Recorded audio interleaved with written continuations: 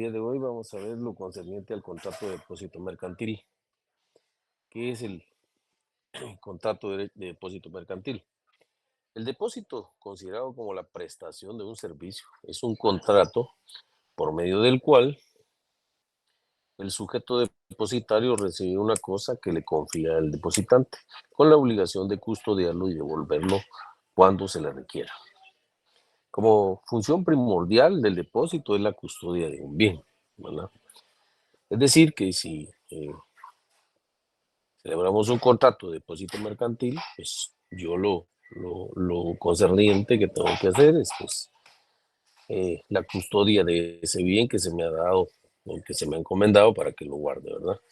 Así que eso es lo que podemos decir que la función principal que tiene o primordial que tiene el contrato de depósito mercantil. Atendiendo a la naturaleza del bien depositado y su restitución, el depósito puede ser regular e irregular. ¿Por qué decimos que es regular? Cuando se devuelve el mismo bien que se depositó. Y es irregular cuando se devuelve uno distinto al depositado de la misma especie y calidad, o de valor equivalente, como en el caso del dinero, ¿verdad?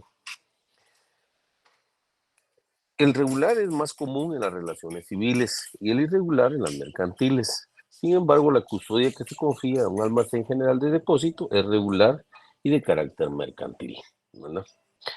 El contrato de depósito cumple una función importante en el tráfico comercial, pues permite a los comerciantes que no disponen de locales adecuados, la posibilidad de confiar a otro la custodia o conservación de las mercaderías. En el caso del dinero entregado a una institución bancaria, no solo otorga seguridad, sino también proporciona la ventaja de poder devengar intereses o adquirir medios de pago. Recordarán la mayoría de los que trabajamos, pues tenemos nuestras cuentas en los bancos, ¿verdad? Eh, algunas, hoy en día, pues la superintendencia de bancos ha tenido un poco más de cuidado, está la salvaguarda de precisamente de los bancos que están funcionando en el sistema, debido a que en años anteriores se dieron varios problemas con estas entidades bancarias, ¿verdad? Llámese Banco Metropolitano, Banco Exportación, Banco del Café, Banco del Comercio, y pues por ahí les puedo seguir mencionando algunos otros que al final, por ejemplo, Multibanco, eh, que de una u otra manera pues fueron desapareciendo precisamente por muchas causas, ¿verdad?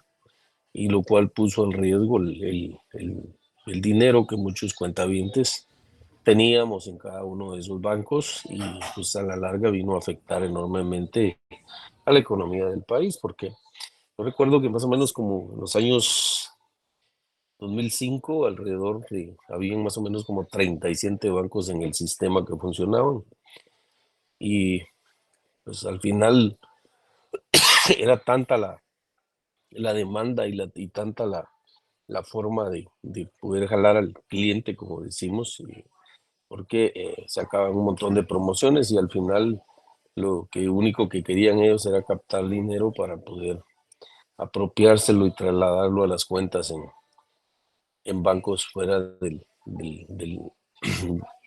sistema nacional, ¿verdad?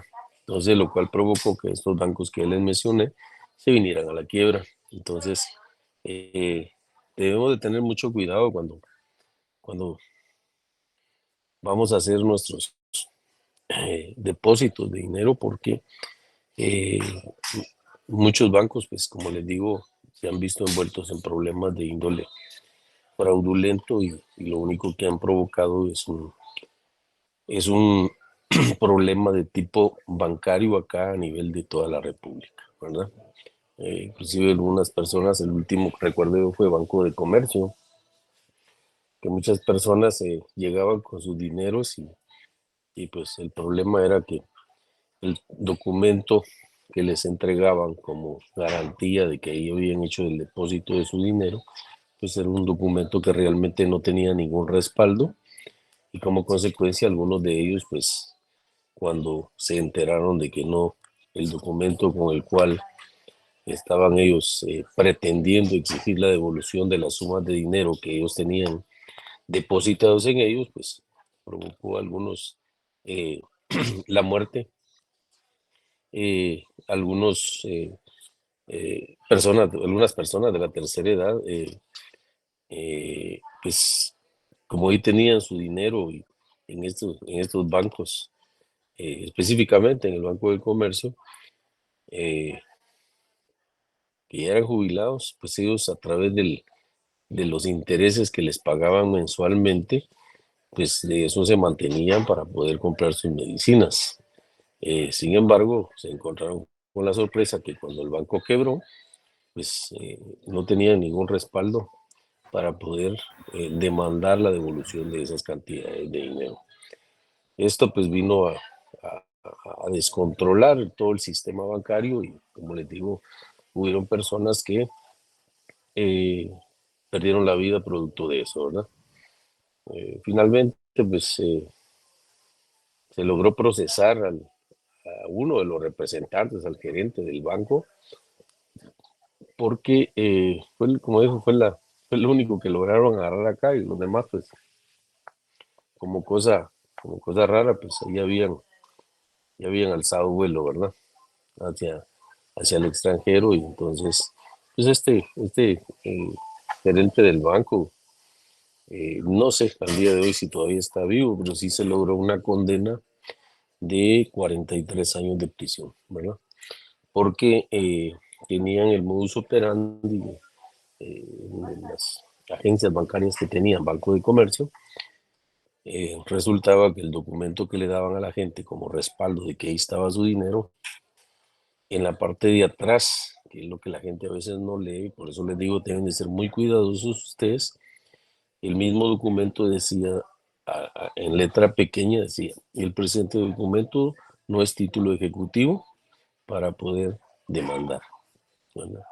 Entonces, por eso hay que asesorarse bien, cerciorarse también que el banco pues tenga solidez. ¿Y cómo lo van a ver? A través de pidiendo información a la superintendencia de bancos, porque es la que verifica todo este tema de los bancos, ¿verdad? Y de las financieras.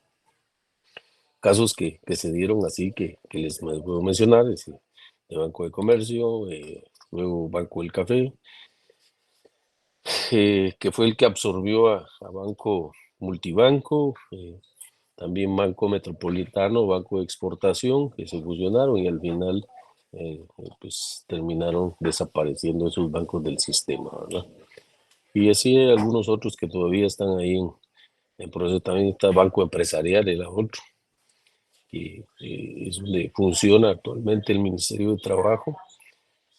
Ahí funcionaba las oficinas centrales de ese banco. Funcionó un tiempo y pues lo único que hizo fue el edificio ese que está ahí, fue lo único que logró captarle el Banco de Guatemala y con eso se hizo pago de toda la deuda que le tenía al Banco de Guatemala y pues él es el que administra hoy en día a través de una intervención ese, ese, ese, ese banco empresarial, ¿verdad? En el caso típico que les digo de Banco de Comercio, pues su servidor estuvo como mandatario, era el que dirían abogado director y procurador de dos personas que fueron afectadas, perdieron alrededor de 1,5 millones. Producto de eso, entonces logramos finalmente llevarlo a proceso al gerente del banco y se logró la condena y pues esa sentencia ya está firme, ¿verdad?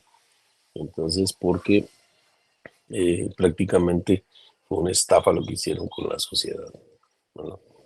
Entonces hay que tener mucho cuidado cuando vamos a hacer nuestras inversiones o lo poquito que tenemos para poder asegurarse que realmente el banco tenga una solidez, ¿verdad? ¿Qué caracteres tiene o qué características tiene el contrato de depósito mercantil? Pues aparte es bilateral, es oneroso, es conmutativo, es principal, es real, es de tracto sucesivo.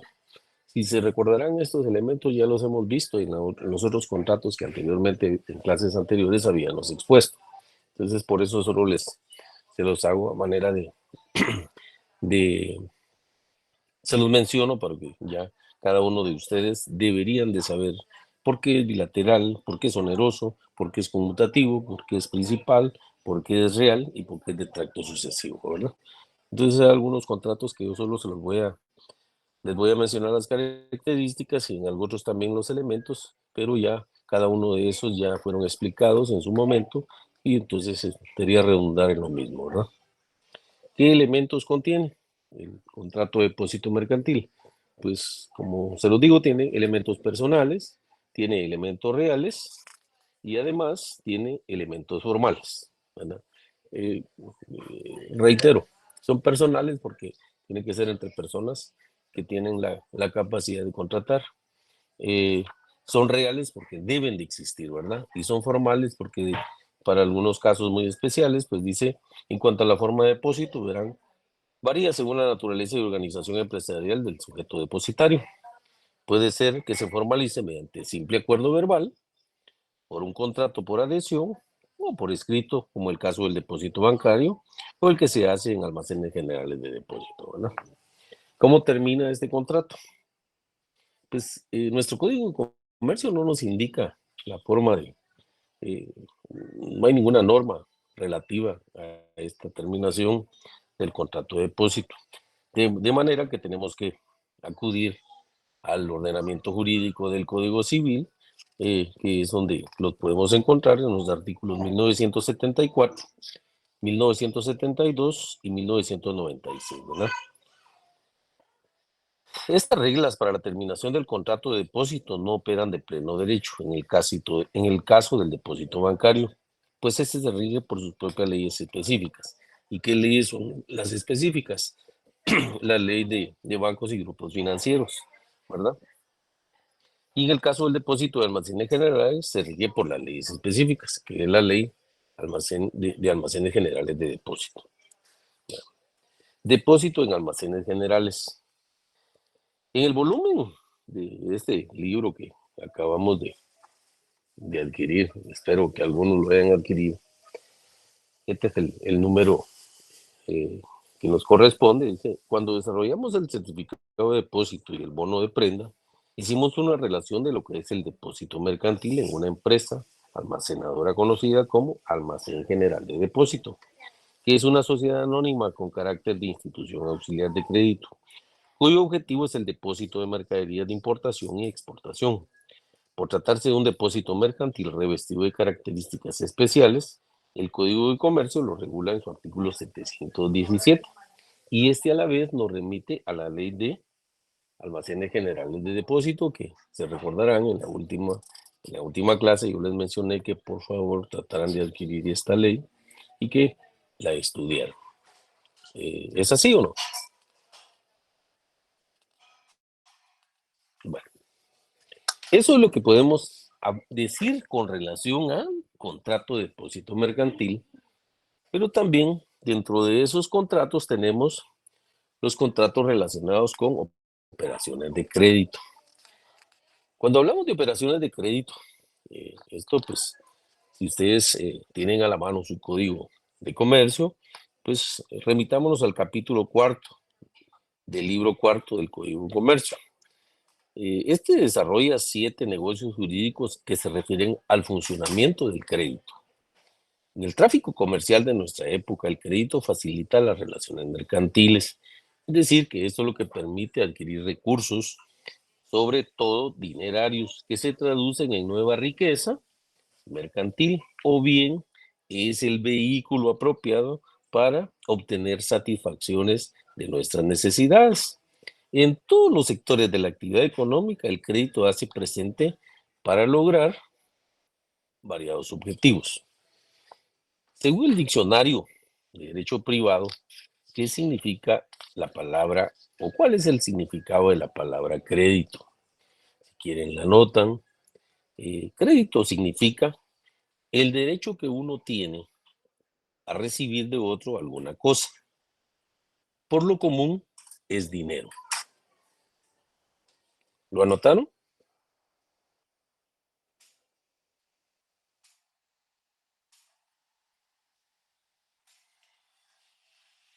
Para el tratadista Joaquín Disculpe, licenciado, Garrigues, buenas noches. ¿Podría buenas noches. repetirlo, por favor? Gracias. La palabra crédito significa el derecho que uno tiene a recibir de otro alguna cosa. Por lo común es dinero, ¿no? El tratadista Joaquín Garrigues, jurídico, en las llamadas operaciones de crédito, dice que es la voluntad que consiste en devenir acreedor de una obligación aplazada. Es decir, es la voluntad de realizar anticipadamente una prestación, ser acreedor del equivalente económico. Si ustedes analizan ese concepto de lo que es crédito, pues no es más que lo que conocemos, los famosos préstamos que hacemos muchas veces a través de los bancos o los grupos financieros que existen dentro del sistema. También dentro de esos podemos mencionar las cooperativas, que son las que también funcionan hoy en día en nuestra sociedad y que muchos los utilizan porque forman parte de esa cooperativa y es una manera más fácil, directa, de poder adquirir un préstamo de dinero para poder invertir o bien para utilizarlo para seguir produciendo y ampliar su patrimonio, ¿verdad? Ahora bien, las relaciones de crédito no son propias del tráfico jurídico contractual o comercial. También existen en el derecho civil, como es el mutuo, pero en esta parte estudiaremos únicamente lo concerniente al tipo de contratos típicos que están regulados en el Código de Comercio, ¿verdad? ¿Cuál es el campo de operación de operaciones de crédito? Las operaciones de crédito han estado vinculadas generalmente a la actividad bancaria. Como su mismo nombre lo indica, es similar a las llamadas operaciones bancarias. En el medio guatemalteco, estos negocios que vamos a estudiar tienen la particularidad de que legalmente no son propios de la negociación que llevan a cabo los bancos. En otras palabras, para celebrar un contrato que contenga una operación de crédito, no se necesita hacerlo con un banco. Ojo, las partes pueden ser dos personas individuales. Y se recuerdan que en su momento yo les puse el clásico ejemplo cuando ustedes, yo creo que les ha pasado, van a la caseta, a la señora que vende ahí a su alrededor del edificio donde reciben clases y a veces el compañero no carga lo suficiente para poder gastar lo que él quiere consumir. ¿Y qué es lo que sucede en ese entonces? Pues la persona que lo acompaña, llámese compañeros, pues le da el dinero. El problema es cuando el otro viene y le requiere la devolución de esa suma de dinero. ¿Qué es lo que provoca en ambas partes? A ver, Silvia Lucía, ¿qué nos puede decir? Disculpe, Lee, que es que aquí pasaron unos carros y no escuché bien lo último que dijo. Es que no está poniendo atención, por eso es. A ver, Amílcar, ¿qué situación se da cuando con estas dos personas que van a la tienda o la caseta de ventas que hay alrededor del, del edificio de la facultad y uno le presta al otro? Pero cuando la persona que le solicita el préstamo se lo da y oportunamente se lo requiere, ¿qué conflicto es el que se provoca ahí? Un conflicto, dijo. Sería un conflicto de falta de pago. Claro. Sí, en Sí, todo Robert. caso. Sí, en todo caso, por ser verbal es complicado, ¿verdad? Pero cuando uno tiene un documento escrito como tal, puede ejecutarse por medio de un juicio ejecutivo o una vía de apremio, ¿verdad? Cualquiera de las dos opciones podría ser válida. En la vía de premios sí lo veo un poco difícil, es más fácil a través de la vía ejecutiva. Sí, Roberto, usted nos quería hablar algo. Buenas noches, licenciado. Buenas noches, compañeros. Yo entiendo que las dos circunstancias que se generan sería un derecho y una obligación, el derecho de cobrar y la obligación de pagar. Y se generan los sujetos de un deudor y un acreedor en este caso. Así es. Y se da un conflicto de intereses, ¿verdad? Uno que cobra y el otro que debe. Y normalmente el que debe, pues como dice, se echa para atrás y dice, mira, dame tiempo, todavía no te puedo pagar, ¿no? Sin embargo, sí se benefició en el momento que necesitó que el compañero le hiciera el préstamo. Y entonces es cuando se viola aquel principio filosófico de la buena fe habida y la buena fe guardada, ¿verdad? ¿Por qué? Porque normalmente el que recibió la suma de dinero como que se le olvida, le da amnesia y se le olvida que debe, ¿verdad? Pues la necesidad del otro tiene, pues es su patrimonio, pues el que dio, pues va y se lo requiere. Devolvémelo porque yo necesito la plata. Y en algunos casos se ha dado, y no, ustedes no me van a dejar mentir, con los que normalmente no llegan a clases. Y a veces se prestan los apuntes o las libretas. Normalmente algunas mujeres tienen por costumbre estar anotando la mayoría de cosas. El desgracia es lo que he visto por acá. El problema es cuando se los dan. El asunto es cuando van y requieren la devolución, ¿verdad? Se lo vienen a devolver hasta un día antes del examen, ¿verdad? Entonces ya se provoca un problema, pero garrafal, ¿verdad?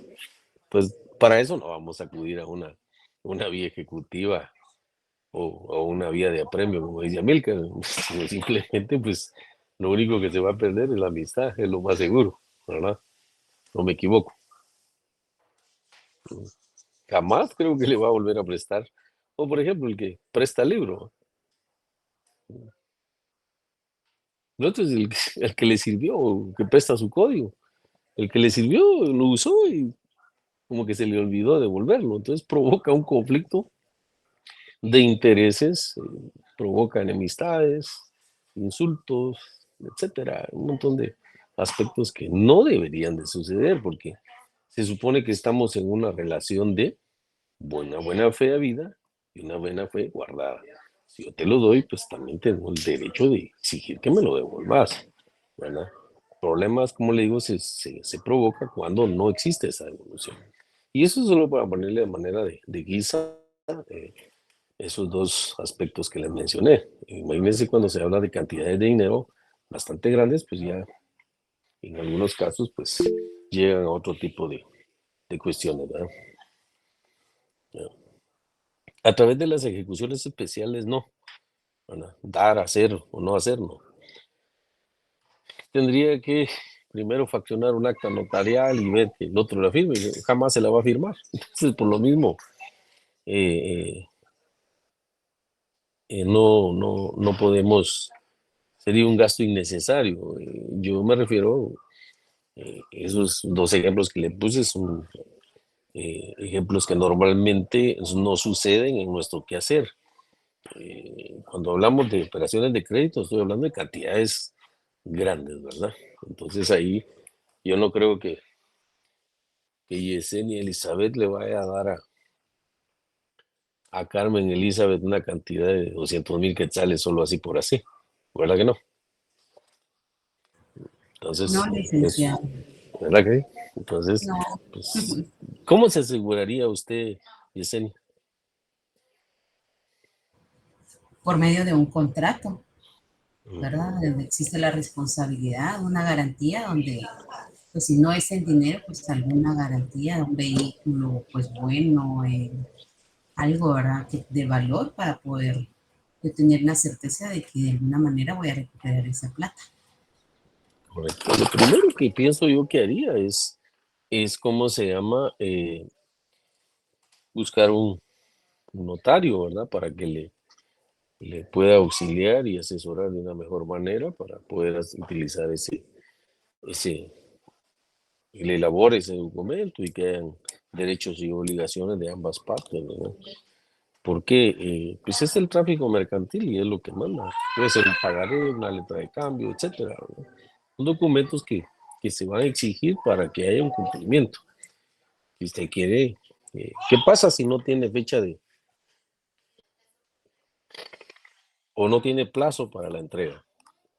A ver, Elida Alicia, ¿qué nos dice? En materia mercantil, licenciado, se da a entender que es de ejecución inmediata. Así es, correcto. Es de efecto inmediato, ¿verdad? Y si no tiene plazo, ¿qué tenemos que hacer, Marta Julia?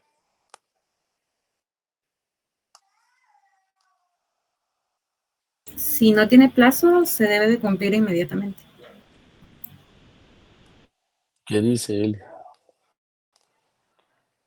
En materia mercantil es de, ¿cómo se llama? Ejecución inmediata. En materia civil habría que acudir a un juez competente para que fije un plazo, ¿no? Es correcto. Entonces, fija, pues tenemos que acudir a la vía, al órgano jurisdiccional para que ésta le fije el plazo y pueda cumplirse, ¿no? La banca y las operaciones de crédito. Conforme a lo que establece la Ley de Bancos y Grupos Financieros, que es el decreto 19-2002, le ruego que por favor traten de adquirirla, ¿verdad?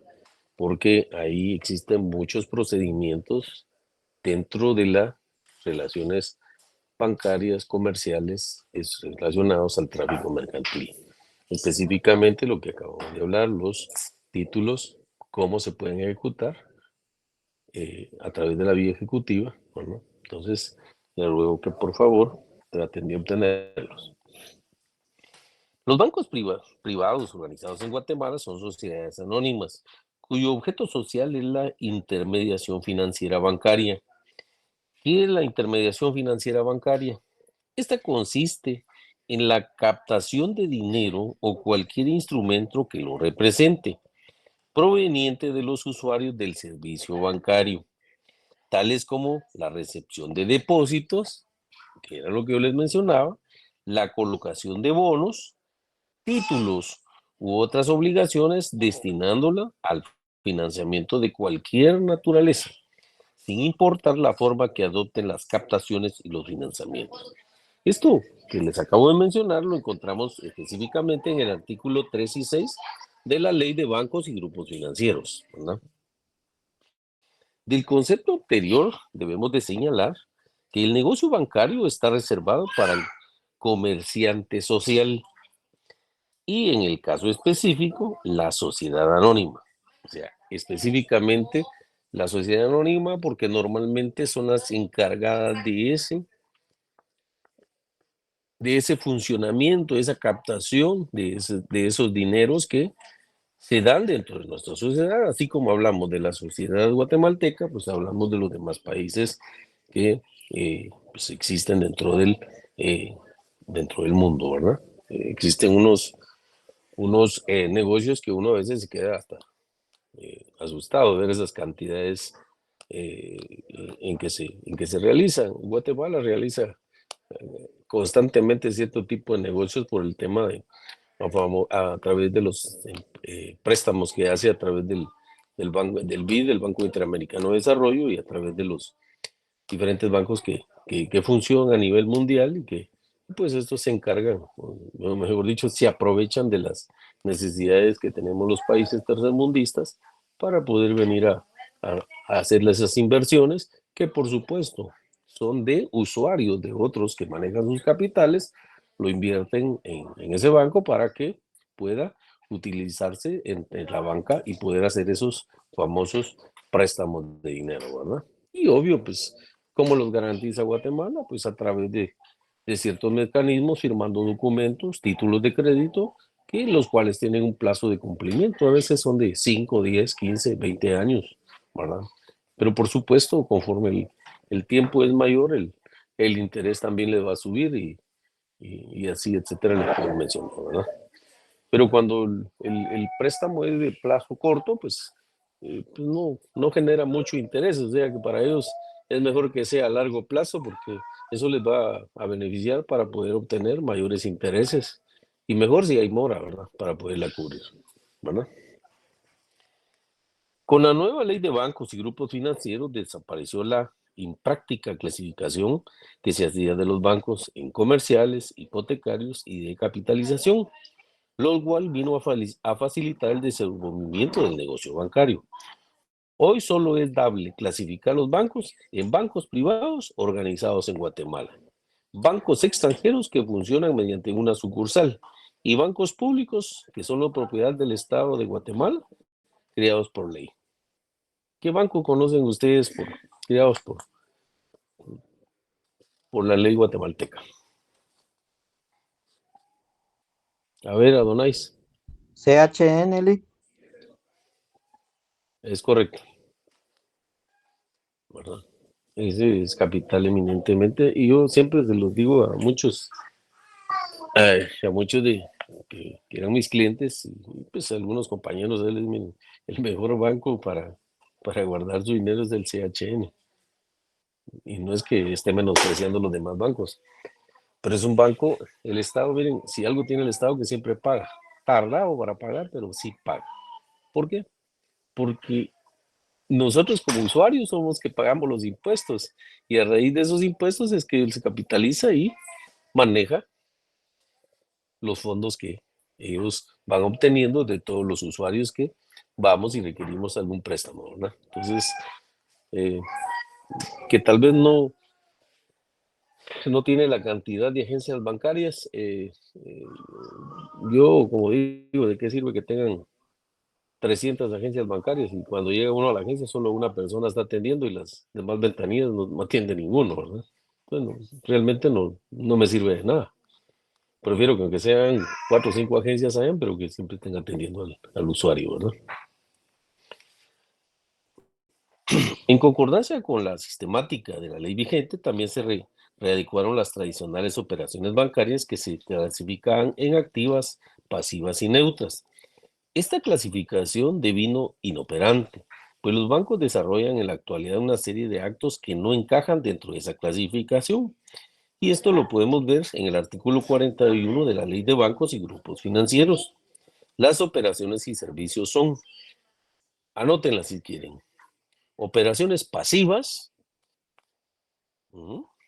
es recibir depósitos monetarios, recibir depósitos a plazo, recibir depósitos de ahorro, crear y negociar bonos y pagarés previa autorización de la Junta Monetaria. Obtener financiamiento del Banco de Guatemala conforme a la ley orgánica del Banco de Guatemala, ¿no? Y también operaciones activas. ¿Y a qué se refiere cuando hablamos de operaciones activas? Es cuando otorgamos créditos, cuando el banco otorga créditos o realiza descuentos de documentos, otorga financiamiento en operaciones de cartas de créditos y concede anticipos para exportación, emitir y operar cartas de crédito, realizar arrendamiento financiero, o realizar también el factoraje, invertir en títulos, valores emitidos y o garantizados por el Estado.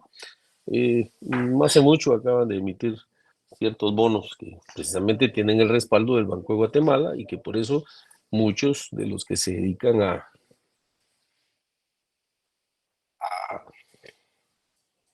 resguardar su dinero vienen y compran estos bonos. ¿Por qué? Porque saben que al final del plazo para el cual se dio, pues ellos van a tener su capital de devolución más los intereses que le haya generado ese monto. Por supuesto, con una suma que el banco utilizó para poder ellos mover ese dinero, ¿no?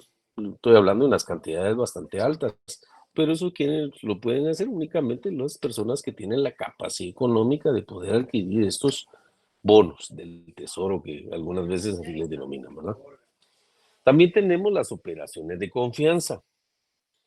¿Cuáles son estas operaciones de confianza?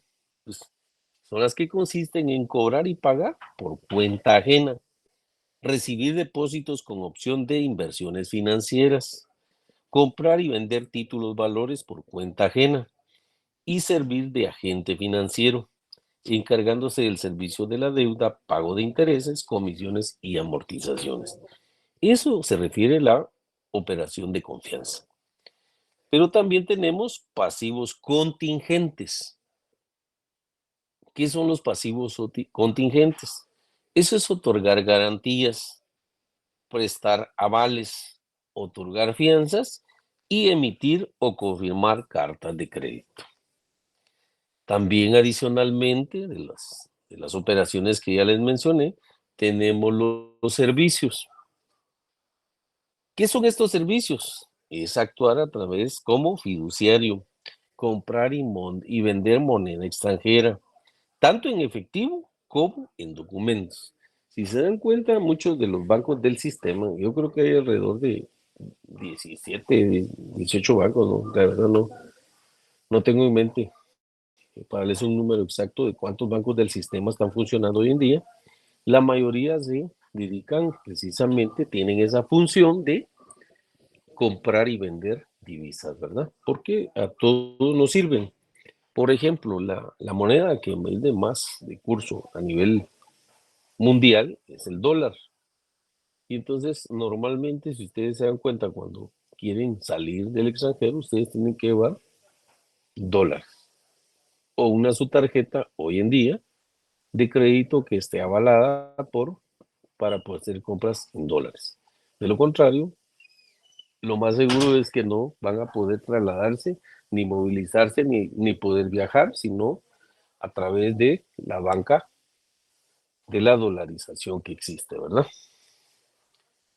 Adicionalmente, pues en el mismo artículo, párrafo final, se dice que los bancos podrían realizar operaciones y servicios que sean compatibles con la función bancaria, con autorización siempre de la Junta Monetaria, previa opinión que rinda la Superintendencia de Bancos. Tanto la Superintendencia de Bancos como la IBE, que es otra entidad que también es la que está bajo el aspecto de velar por esas transacciones comerciales financieras que realizamos todos los usuarios que utilizamos la banca.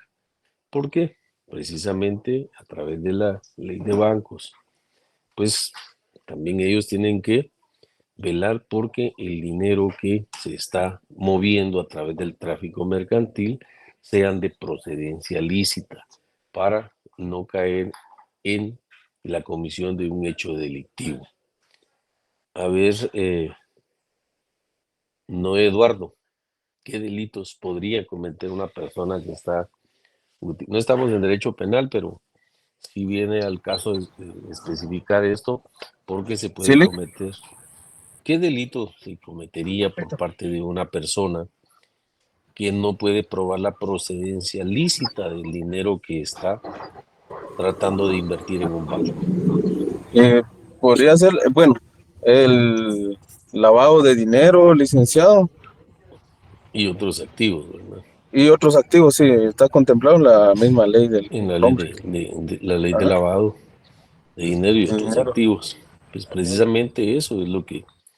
Todo ese tipo de negociaciones son las que hay que acreditarlas para ver cuál es la procedencia de ese dinero.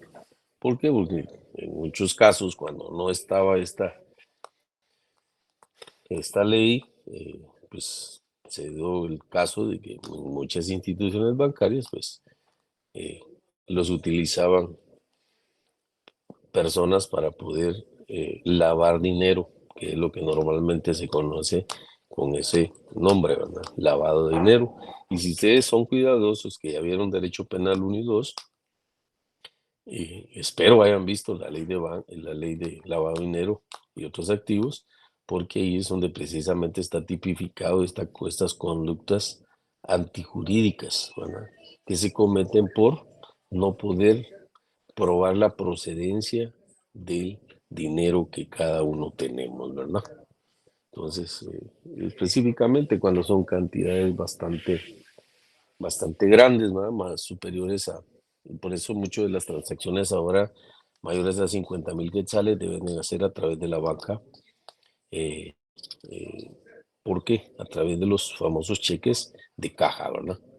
Eh, pues, uno como notario pues debe tener mucho cuidado cuando elabora estas escrituras, por ejemplo, en el caso que les ponía de Élida y Yesenia, creo que fue el caso que mencionaba, ¿verdad? Si Élida le presta a Yesenia, pues una de ellas tiene que garantizarse eh, el cumplimiento de la obligación, pero para eso va a requerir los servicios de un notario para que fraccione el instrumento que a la vez se denomina y plasme ahí un contrato, que podría ser un contrato de mutuo con garantía fiduciaria, como mencionaba ella, ¿verdad? Un vehículo o algo, no sé quién fue la que mencionó eso, para poder garantizarse, pero también dentro de ese desarrollo de esa escritura pública también debe de indicarse por parte de Élida, estamos utilizando como ejemplo, cuál es la procedencia del dinero que le va a trasladar a Yesenia.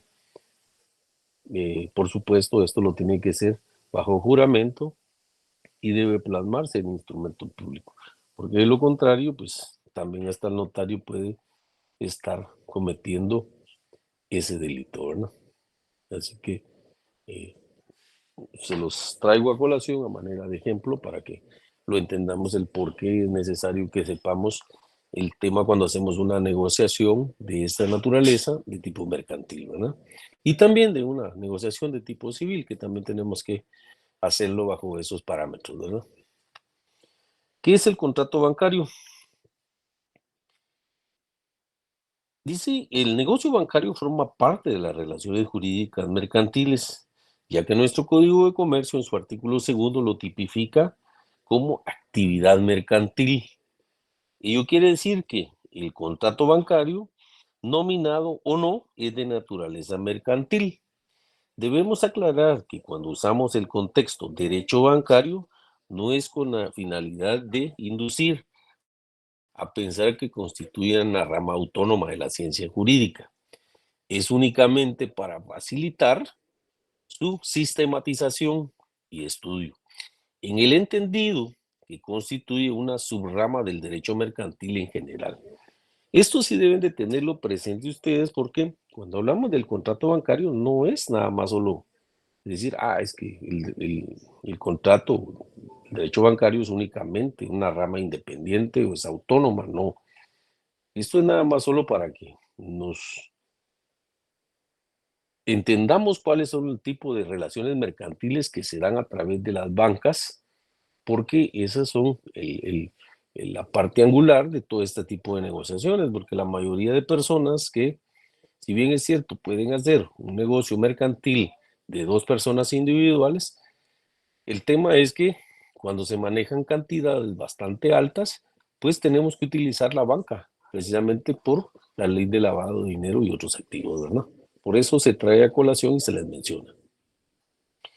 Por las características que se dan las relaciones objetivas de comercio, el negocio bancario expresado en los contratos no escapa a las matices propias de las operaciones masivas. Así podemos decir que son particularidades del contrato bancario las siguientes. Si quieren las anotan. Vean. Son contratos por adhesión. ¿Por qué decimos que son contratos de adhesión? Porque únicamente nosotros como usuarios solo nos adherimos al tráfico mercantil que ellos realizan, ¿verdad? Desde el momento mismo que vamos y hacemos un depósito, o bien llevamos un pagaré para poder obtener un ingreso mayor al que estamos invirtiendo, ¿verdad? También son contratos estandarizados. Los bancos, dice, como complemento de la adhesión, tienen uniformados mediante contratos tipo. Las fórmulas que se usan en cada una de las especies de negocios que puedan efectuar. Ellos tienen su modo y su forma de que uno se adhiera a ese contrato, ¿verdad? Mire, esta es la política de este banco y si usted quiere hacer su inversión es bajo estos parámetros que le estamos dando. Ya el usuario tiene la libertad de decir o de decidir si la acepta o no, ¿verdad? La especialidad de la prueba de los contratos.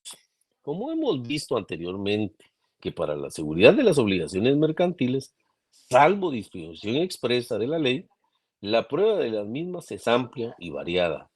En el caso de las obligaciones que se tienen ante un banco, los asientos de la Contraloría son concluyentes para establecer el vínculo sin que ello signifique que no se tenga derecho a discutir la veracidad de esos asientos. Es decir, que cuando usted va y hace una negociación, una inversión, pues tiene que constar ese documento y tiene que estar en la contabilidad misma del banco o de la financiera que se dedica a ese tráfico, ¿verdad? Porque en un momento determinado, pues es la única forma de poder establecer y determinar que efectivamente se hizo esa negociación. Y era el caso que les mencionaba del Banco de Comercio. Si bien es cierto, ellos recibieron un documento que a la luz del documento mismo, si bien es cierto, había sido emitido por el Banco de Comercio, lo era también que en la parte del dorso del documento, en su anverso y reverso, en este caso era en el reverso, pues ahí mismo decía que el presente documento no constituía título ejecutivo. Entonces, ¿qué hace la persona para poder acreditar que él hizo la inversión? Para eso precisamente tienen que tener una contabilidad, ¿verdad? La importancia de la buena fe, que es lo que hemos venido hablando desde el inicio del curso, pues estas, al igual que todo tipo de negociación mercantil y también civil, pues debe existir buena fe de ambas partes cuando quieren celebrar este tipo de contratos. Y por eso lo hemos reiterado constantemente para que ustedes ese chip no lo vayan a perder, la buena fe. Ya sabemos y conocemos qué es la buena fe, ¿verdad? Yo te doy, pero a cambio me tenés que devolver lo que te estoy dando. Esa es una obligación de ambas partes, y es bilateral, ¿verdad? Entonces, ¿pero por qué? Porque hay buena fe.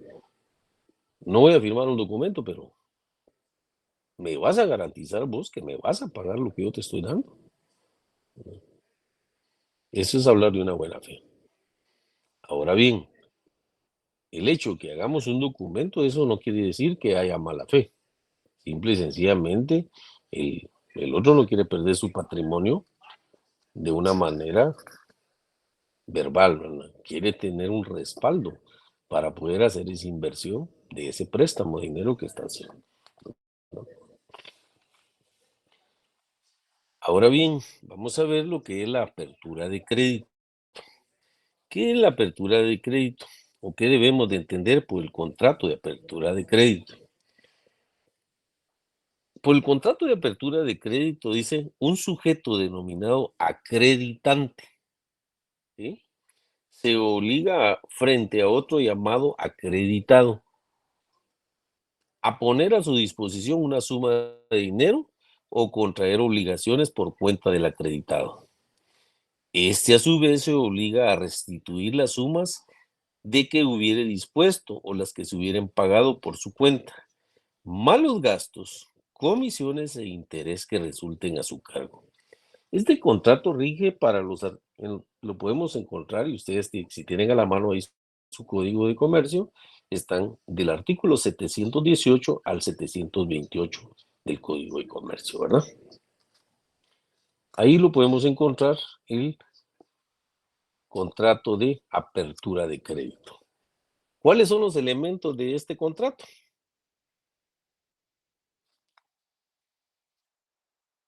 Les pregunto. A ver, Magali.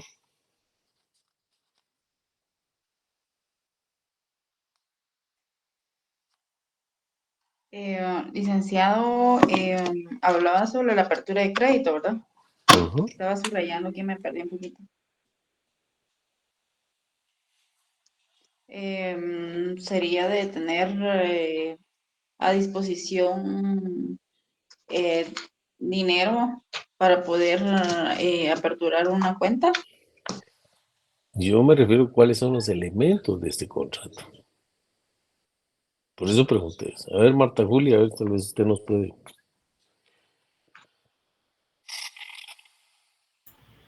Personal, Ujú. Tenemos reales. Ujú. No me recuerdo el otro.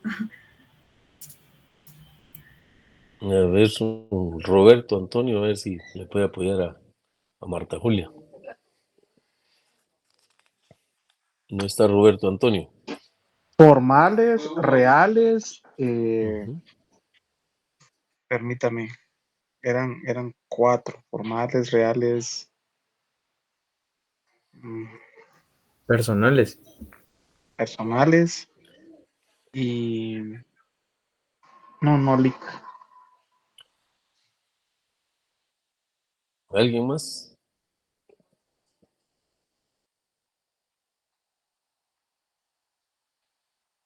Acreditante y acreditado. Yo lo dije, se los leí, no pusieron atención, ¿no?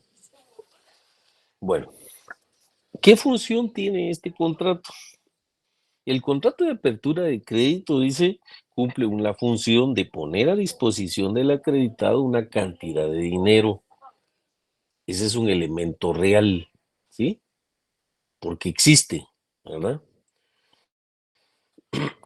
Para dedicarlo a sus actividades comerciales o industriales, ¿verdad? O bien que se cancelen obligaciones por su cuenta, de tracto sucesivo, ¿sí? Como el acreditado puede no saber el momento preciso en que necesitará el dinero, es una ventaja tenerlo únicamente a disposición para su oportunidad, con el privilegio de pagar intereses únicamente sobre el saldo que le resulte en un momento determinado y no sobre la cantidad total de la apertura. O sea, a usted va y realiza una apertura de crédito, entonces únicamente usted va a pagar intereses sobre el monto que va a necesitar en ese momento. Si la apertura de crédito fue de 100,000 y usted solo necesita 10,000 quetzales por el momento, o sea, cuando le hagan esa erogación de los 10,000 quetzales, solo sobre eso es que va a devengar intereses. Sobre los 90,000, no, a menos que usted se lleve los 100,000. Entonces ahí sobre el monto total, ¿verdad? ¿Qué características tiene este contrato? Es consensual. ¿Por qué? Es de común acuerdo. Es conmutativo. A ver, Alejandra, ¿por qué es conmutativo?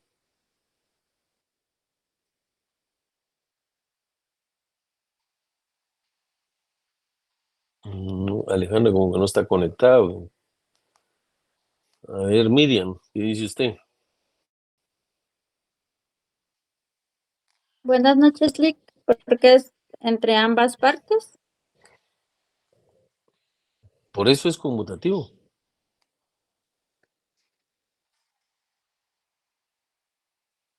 A ver, Nelson, ¿qué nos dice usted?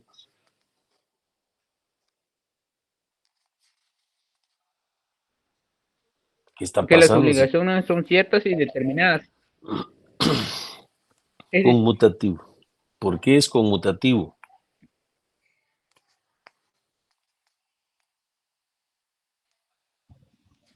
Licenciado, porque las partes están sabidas acerca de las ganancias y pérdidas sobre el contrato. Así es, porque van a devengar una ganancia, ¿no? ¿Por qué es principal? Porque no depende de otro. ¿Por qué es bilateral? Porque es entre dos sujetos que se obligan recíprocamente. ¿Y cómo se denominan estos sujetos? Acreditante y acreditado. Es correcto, así es. Es oneroso. ¿Por qué es oneroso, Jamie, Vanessa? ¿Por qué hablamos de dinero? Porque producto de esa relación mercantil, pues ambas partes van a obtener un beneficio, ¿verdad? Que se traduce en los intereses que le va a generar y porque el que recibió, el deudor, pues puede aumentar su patrimonio producto de esa compra que hizo y que luego le sacó un beneficio, pues obvio le va a producir un beneficio propio a ambas partes. ¿Cuál es la naturaleza jurídica de este contrato? Hay muchas teorías que han formulado explicar la naturaleza jurídica del contrato de apertura de crédito, siendo las más connotadas las siguientes. Es un contrato de mutuo. ¿Por qué? Las circunstancias de que en este contrato se dé la restitución del valor recibido. Si yo doy, voy a recibir, pero eso me va a generar intereses. Entonces, como consecuencia de esa negociación mercantil, voy a tener un lucro en mi patrimonio, ¿verdad? Es un contrato preliminar, dice. Esta teoría considera que la apertura es un contrato preparatorio y por eso preliminar de otros contratos. ¿Por qué? Porque, como les decía a un inicio, si le abren una apertura, un contrato de apertura de crédito por una cantidad y usted únicamente va a utilizar un monto determinado, le va a generar nada más intereses con la suma que usted extrae. Pero tiene la consecuencia de que ya tiene esa apertura de ese crédito, ¿verdad?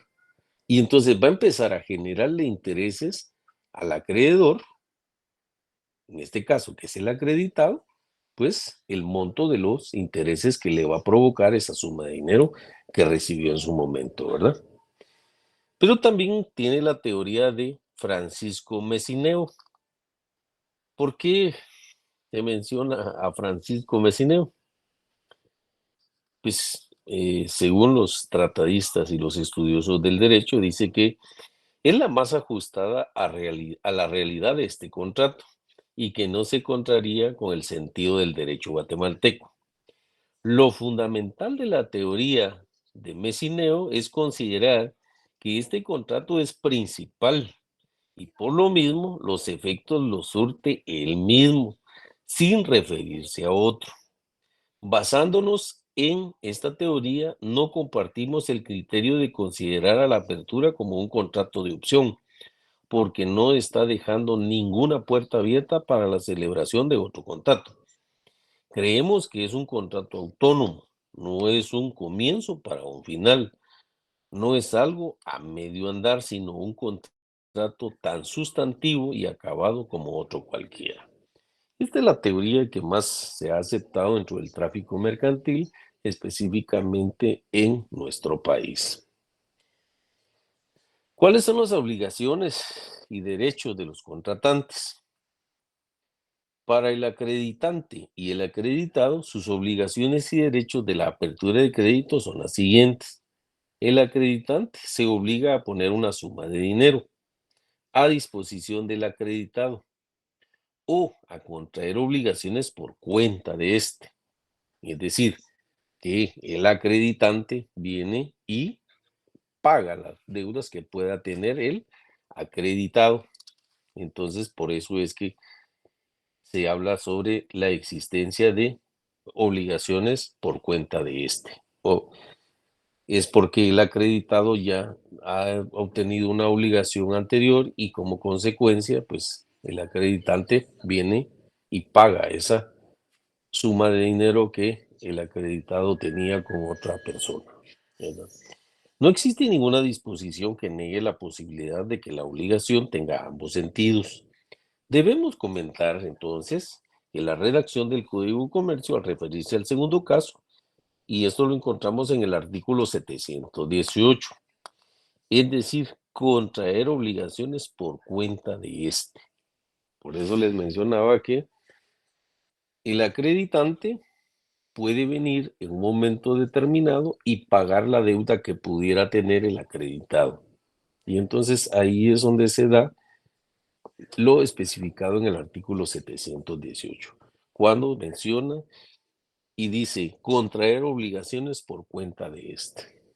Yo voy a obtener la obligación, la voy a pagar, pero voy a obtener un crédito con esta persona que me tiene que pagar el monto que yo pagué más los intereses que yo le voy a imponer para poder saldar la deuda que él tiene, ¿verdad?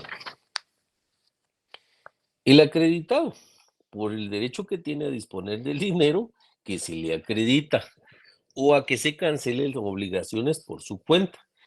Se obliga a restituir el dinero de que dispuso, a promover el dinero de que dispuso, a proveer el dinero cuando se le hayan asumido obligaciones en su nombre y a pagar gastos, comisiones e intereses. A todo eso es que se obliga a la persona acreditada en este tipo de negociaciones. ¿Qué modalidades de apertura de crédito tenemos? Está garantizada y que se da cuando la obligación del acreditado se garantiza con hipoteca, prenda o fianza, ¿verdad? Que en este caso, pues, la mayoría, pues, va a pedir que siempre haya una garantía de lo que del deudor para que pueda cumplir la obligación.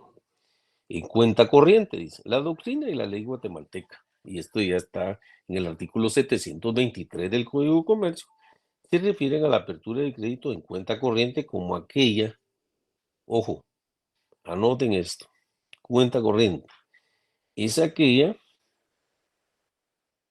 modalidad en la que el acreditado puede hacer remesas. Cuando hablamos de remesas, estamos hablando de abonos, antes de que deban liquidarse o pagarse, ¿va? En cumplimiento parcial o total de la cantidad acreditada. Si el plazo no se ha vencido, puede seguir haciendo uso de la cantidad original. Por ejemplo, si Manuel le acredita a José la cantidad de 5,000 quetzales por el plazo de 1 año, de los cuales se dispone la celebración del contrato, si José paga a los 6 meses, su saldo vuelve a 0 y puede disponer de la suma original por el resto del plazo. Es decir, que si se presta una suma de dinero por 1 año, pero la persona llamada acreditada o acreditado paga antes de esa fecha, pues tiene la libertad de poder disponer nuevamente de la misma cantidad de dinero porque ya cumplió la obligación, ¿verdad? ¿Cómo termina este contrato? Cuando se fija un plazo para el uso del crédito, en el caso que les mencionaba, por ejemplo, si se fija un plazo de 1 año, o bien cuando el acreditado paga la deuda que adquirió, ¿verdad? La extinción de este se da por terminado el contrato. También puede terminar anticipadamente si el acreditado le comunica por escrito al acreditante su terminación. Puede suceder que se haya omitido el plazo para utilizar el crédito. En ese caso, cualquiera de las partes puede darlo por terminado mediante denuncia que se le hace saber a la otra parte. ¿A través de quién?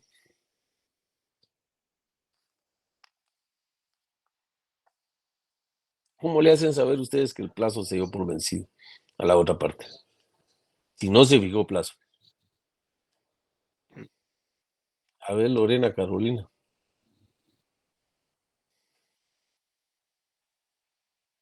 Buenas noches, licenciado. ¿Por medio de un notario? Es correcto. Se contrata a un notario para que le haga saber, le notifique, mire, la deuda que usted tiene, pues se da por terminada, así que tiene que cumplirla inmediatamente, ¿verdad? Para eso es que se necesitan los servicios profesionales del notario. También tenemos el contrato de descuento. Y este lo encontramos regulado del artículo 729 al 733 del Código de Comercio.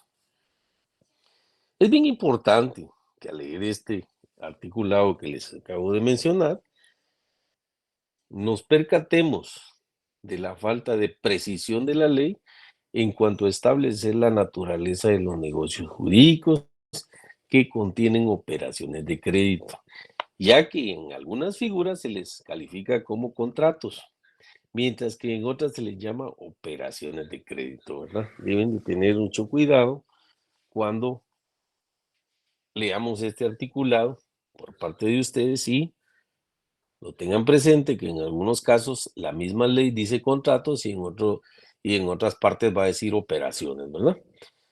Sin embargo, siendo claro el concepto de contrato, pues eso lo encontramos contenido en el artículo 1517 del Código Civil, ¿verdad? y estando ubicado el descuento dentro del libro del código que tipifica las especies de la contratación mercantil, debemos fijarnos la idea que el descuento es un contrato de descuento, ¿verdad?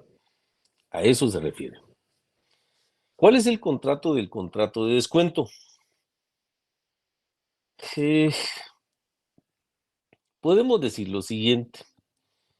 Si una persona tiene a su favor una letra de cambio cuyo vencimiento está previsto dentro de un plazo determinado o determinable, tiene que esperar su transcurso para poder tener en sus manos el dinero que el título representa. Es decir, que no podemos acudir al notario para decirle, mire, ya venció el plazo. ¿Por qué? Porque en el mismo título de crédito fijamos el plazo del vencimiento o cuándo terminaba o cuándo está el vencimiento de esa obligación. Y por lo tanto no podemos hacerlo en forma anticipada, ¿verdad?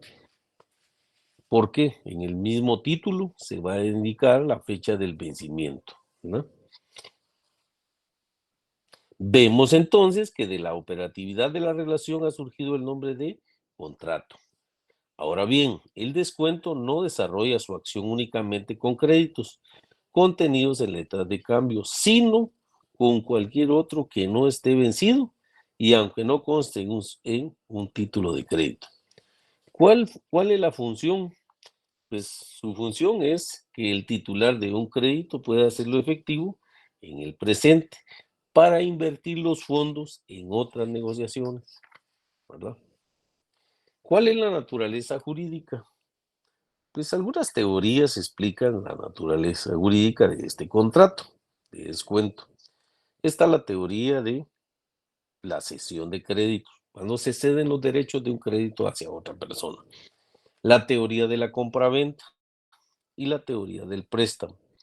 La primera considera que en descuento lo que se da es la cesión de un derecho de crédito.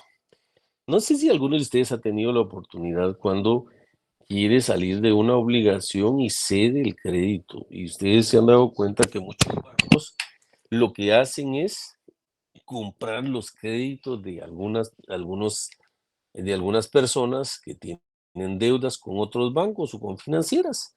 Y ellos constantemente viven mencionando esta palabra. Si usted tiene deuda con otro banco, nosotros le podemos pagar su deuda. Es lo que conocemos como cesión de crédito, ¿verdad? Porque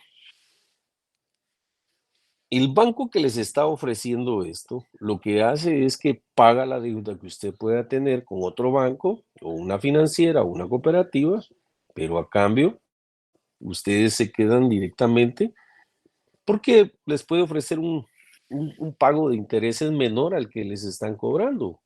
Esa es la forma de atraer al cliente, ¿verdad? Y comprar esa cesión de crédito, ¿verdad? La consolidación de deuda. Exacto, así es.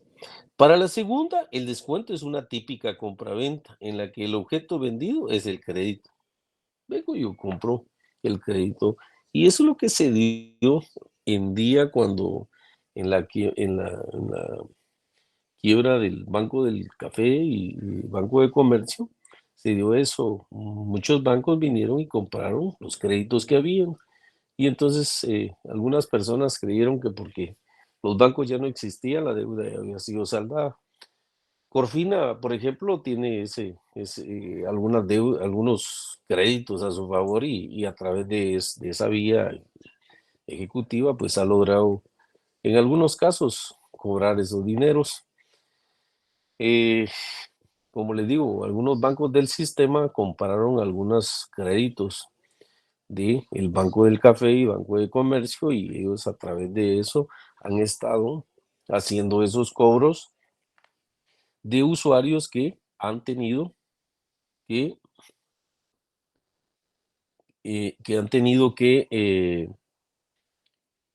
o han considerado ellos que esa deuda ya no existe porque el banco ya dejó de existir. Eso no es cierto, ¿verdad?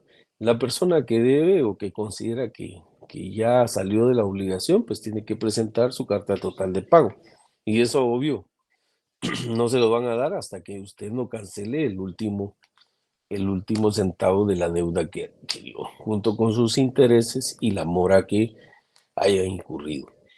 Lo mismo pasa con las tarjetas de crédito, ¿verdad? Muchas personas creen que porque la tarjeta dejó de existir, ya no van a pagar. Eso no es cierto, ¿verdad? Ustedes tienen que seguir pagando porque, si bien es cierto, el plástico que ustedes utilizaron a través de la banca electrónica, hicieron alguna compra o algo, esa suma de dinero, ténganlo por seguro que en cualquier momento se los van a requerir. ¿Y quién se los va a requerir? Ya sea el Banco de Guatemala o bien cualquier otra entidad bancaria o financiera que haya adquirido esos créditos. Bueno, entonces, bien, por lo consiguiente, esa deuda no ha sido saldada por la persona que utilizó esa tarjeta y que aparentemente ya no existe el banco, ¿verdad? Se ha dado hoy en día, muchas personas que se fueron al extranjero piensan que por el hecho que están en el extranjero la deuda ya no existe. La deuda va a existir. Y ténganlo seguro y presente que cuando ustedes ingresen aquí a Guatemala, lo primero que van a establecer es que están arraigados y que tienen una deuda en algún banco y que puede ser que tengan embargados los depósitos monetarios, que puedan tener embargados algún bien mueble o inmueble que pudieran tener dentro del territorio nacional, ¿verdad? Y entonces, como consecuencia, pues ahí van a sufrir las consecuencias de pagar la deuda que tienen, malos intereses y las que conocemos como costas judiciales, ¿verdad? ¿Qué características tiene este contrato? El contrato de descuento es bilateral, es oneroso, es consensual, es nominal, es principal y es conmutativo. En cuanto a la bilateralidad, algunos autores lo califican como unilateral, porque solo el descontatario queda obligado frente al descontador. Miren qué otro término se puede utilizar de este contrato de apertura de crédito. Descontatario, y como consecuencia, ellos dicen que es, según las características de esto, de acuerdo a la bilateralidad, algunos autores lo califican que dicen que es unilateral, porque solo una persona es la que, lo cual no es cierto. Yo en lo personal no lo comparto. ¿Por qué? Porque existe obligación entre ambas partes, ¿verdad? Pero por el carácter accesorio de esta obligación debemos considerar que ella no tipifica un contrato unilateral. Por eso es que me atrevo a decir que yo no comparto lo que dicen estos autores, ¿verdad? Debemos considerar que ella no tipifica un contrato unilateral, dice. Las obligaciones principales son recíprocas y por ello es bilateral, ¿verdad? Por eso es que son principales, porque ambas partes tienen obligaciones recíprocas. Yo te doy, pero a cambio tengo que recibir, ¿verdad? Clases de descuento. Según la forma en que se presente el crédito descontado, el descuento puede ser cartacio y no cartacio. Cuando hablamos que es cartacio, ocurre cuando se transfieren títulos de crédito, ¿sí? Que por lo general o lo regular son letras de cambio. En este caso, si las letras son documentadas, el descontador tiene la calidad de un endosatario en garantía con respecto a los títulos representativos. Y el segundo, el no cartacio, dice, se da cuando el crédito consta en los libros de contabilidad del comerciante. Les mencionaba anteriormente que la mayoría de esta clase de negocios, los bancos lo que hacen es que se respaldan y lo tienen que asentar en sus libros de contabilidad. Al igual que cualquier persona individual que se dedique al tráfico mercantil debe de tener sus libros de contabilidad debidamente autorizados y que estén debidamente habilitados para poder asentar en dicho libro este tipo de transacciones que se hacen. ¿Por qué? porque es el respaldo que van a tener ambas partes. Y por eso es que le digo que es bilateral. No puede ser que la obligación sea solo para el que va a pagar, sino que también para el que está otorgando o pagando ese crédito, ¿verdad? Debemos de considerar que ella no tipifica un contrato unilateral, dice. Las obligaciones principales son recíprocas y por ello es bilateral. Clases de descuento. Que los créditos primero son exigibles a término o con previo aviso, y era el que mencionábamos. Que hay prueba escrita de la existencia del crédito. ¿Por qué decimos que hay prueba escrita de la existencia del crédito? A ver, María Marcelina.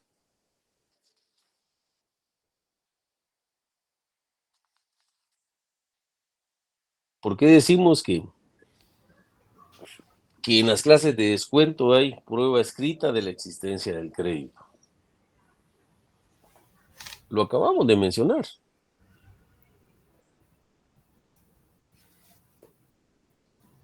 ¿Alguien que le pueda apoyar? A ver, Karen, Lisbeth. Porque constan los libros de contabilidad. Por un lado, y por otro es porque existe un título o un justo título en el cual ambas partes se obligaron, ¿verdad? Y como consecuencia debe constar en los libros de contabilidad, ¿verdad? Esa obligación. Imagínense que en el caso se pierda el título de crédito. ¿Cómo hago yo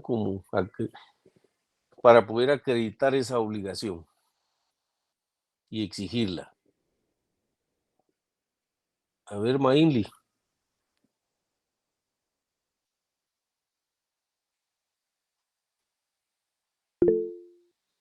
A ver, Amílcar, digas, porque Mainly como que no está. Vamos a ver si estoy en lo correcto. Si se deterioró, se perdió, dijo usted, ¿verdad? Bueno, aquí no, tendría... se perdió. Se perdió.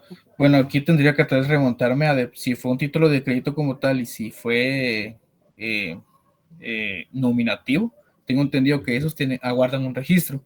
Entonces uno puede ir con esa persona que libró el título y pedirle que nuevamente le reponga ese título, ¿verdad? Ahora, si es un título que sería ya sea al portador o a la orden, tendría que ser una reposición de título de crédito, pero eso se tiene que iniciar judicialmente ante un juez de primera instancia en un proceso de jurisdicción voluntaria judicial. Es correcto. ¿Y cómo podemos acreditar todos esos elementos que usted mencionó? A través de la contabilidad que podemos tener, pero esa contabilidad debe estar llevada de conformidad con la ley, porque si no está asentado en los libros, en las cuentas por cobrar, pues no lo vamos a poder acreditar, ¿verdad? Y entonces, como consecuencia, el juez de primera instancia no nos va a poder reponer ese título que se extravió, ¿verdad? O que se nos perdió, ¿verdad? Entonces, por eso es que es la existencia, dice, del crédito, por eso es escrito. Que el contrato conste por escrito y que se giren letras de cambio en favor del descontador por él o los créditos transferidos. La letra se haría efectiva si al vencimiento no se paga el importe del crédito descontado, ¿verdad? El día de hoy nos vamos a quedar ahí, ¿verdad? El próximo día de clases, que es el día de lunes, pues vamos a ver lo concerniente al contrato de cuenta corriente, el contrato de reporto, ¿verdad? Que si nos interesa ahí, las cartas órdenes de crédito. Eso vamos a ver para la próxima día de clase. Que tengan buenas noches y que tengan un feliz descanso. Gracias.